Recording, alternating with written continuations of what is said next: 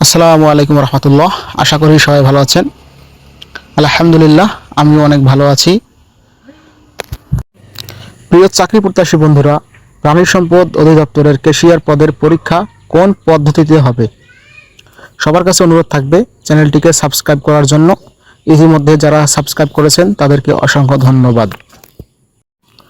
চলে আসি মূল ভিডিওতে।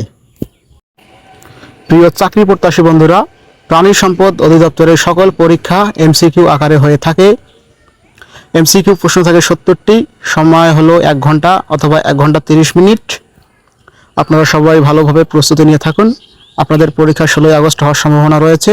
যদি দেশের পরিস্থিতি অস্বাভাবিক হয়ে যায় তাহলে হয়তো পরীক্ষার ডেট স্থগিত হতে পারে। ততক্ষণ পর্যন্ত সবাই ভালো থাকবেন। আরেকটি কথা জানিয়ে দেব, বন্ধুরা, কোনো প্রকার আপডেট পেলে জানিয়ে দেওয়া হবে। আর সবার কাছে বিশেষভাবে অনুরোধ থাকবে চ্যানেলটিকে সাবস্ক্রাইব করার জন্য। ভালো থাকবেন, সুস্থ থাকবেন। আল্লাহ হাফেজ। আর সবাই বিশেষ করে আমাদের কোটা আন্দোলনে যারা যারা শহীদ হয়েছে তাদের জন্য দোয়া করবেন।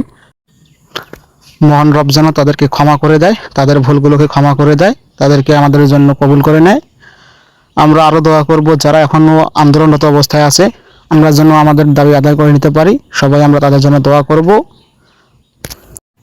সকলেই ভালো থাকবেন। ধন্যবাদ।